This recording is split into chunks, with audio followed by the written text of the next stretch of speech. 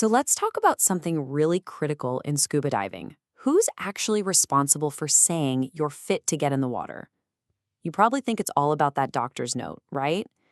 But as we're about to see, it's way more complicated than that. And getting it wrong? Well, it can be fatal. Yeah, I think a lot of us have this idea. You fill out a form, you get a doctor to sign it, and boom, that's your golden ticket. But what if that whole system has some serious gaps? The reality is a whole lot messier than a simple piece of paper. And that really gets to the heart of it. As diving physician Dr. Mark Down says, this isn't a black and white decision. It's not a simple yes or no. It's a dynamic thing with a whole lot of shades of gray. For pretty much every person who learns to dive, the journey starts in the exact same place, with a medical form. And on the surface, it seems deceptively simple. You know the drill. Every major agency has one. If you can honestly tick no to all the questions, you're generally good to go. You can self-certify. But the second you take even one yes, everything changes. Now you need a doctor's signature. And that right there, that first step, is where all the complexity really kicks in. And here's something interesting. Not all forms are created equal. The standard one that agencies like PADI and SSI use is very binary. You're either fit or unfit. That's it. But then you've got other systems like the UK DMC form that are a lot more nuanced. They actually allow a doctor to say someone is fit, but with restrictions, like, say, a depth limit. For a person with a manageable condition, that kind of flexibility is a total game changer. This whole system really relies on a three-legged stool of responsibility. Let's call it the safety triangle. And the first, and maybe the most important leg of that stool, is the diver. It's you. At the end of the day, the entire system is built on trust. It requires you to be honest. If you misunderstand a question, or worse, you kind of fib on an answer because you don't want to deal with going to the doctor, well, the foundation of safety is already cracked before your fins even touch the water. All right, so that's leg number one. The second point on our safety triangle is the doctor. So you've been honest on your form, you ticked yes, and now you need a signature. Sounds easy, but it creates a huge dilemma. And here's the catch-22. Do you go to your regular family doctor? They know you, they know your whole medical history, but they probably know absolutely nothing about diving medicine. Or do you go to a specialist, a diving doctor? They're the expert, for sure. They know exactly what to look for. But they don't have your records. They only know what you tell them. You see the problem?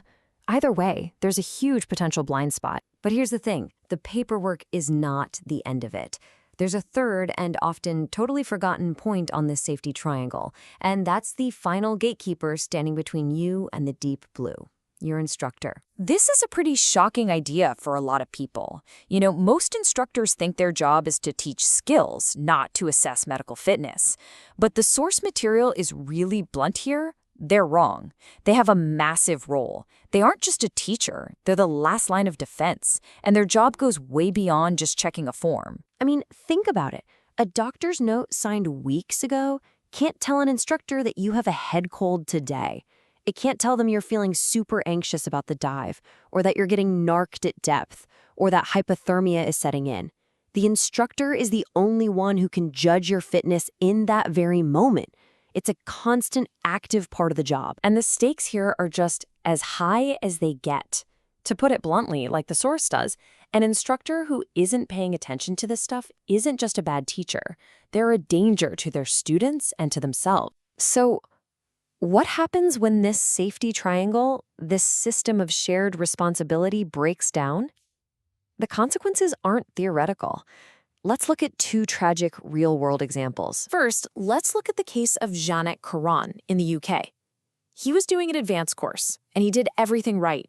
He was honest on his form, he declared his pre-existing conditions, so that first point of the triangle held up, but the other 2 points failed. The dive school just never followed through. They didn't get the mandatory doctor's certificate. They took him diving anyway. Tragically, he died, and the company was prosecuted for a crystal clear breach of safety standards. And then there's the absolutely heartbreaking case of 18-year-old Linnea Mills in the US. Now, she was a new diver, she was in cold water, and she was using a dry suit for the very first time. This is exactly the kind of situation where an instructor's on-site judgment is the most critical. But it's alleged that she was fatally overweighted. and that she was told a crucial piece of her gear, her dry suit inflator hose, wasn't important. That's just a catastrophic failure of the instructor's duty of care, right there at the water's edge. These tragedies show us exactly what is at stake. That safety triangle is only as strong as its weakest point. A failure by the diver, the doctor, or the instructor can bring the whole system crashing down. So, if a simple yes or no checkbox just doesn't cut it, how should we be thinking about all this? We really need to shift our mindset away from a single checkbox and towards a dynamic spectrum of fitness. Your fitness to dive isn't some fixed state. It changes depending on the situation. For example, you might be totally fine for a calm, shallow dive with a great instructor. But are you still fit for a deep, cold dive with strong currents and a rushed guide? Maybe not. Your real fitness is a combination of your personal health, the environment you're in, and the support system you have around you. This is really what it all boils down to. Real safety isn't a form you sign, it's an active partnership. It's a continuous agreement between the diver, the doctor, and the instructor that for this dive, on this day, everyone is truly ready to go. So, the next time you gear up for a dive, I want you to change the question you ask. Don't just ask yourself, am I fit? Instead, I want you to ask, are we ready? It's a small shift in how you think about it, but it's a mindset that could save a life.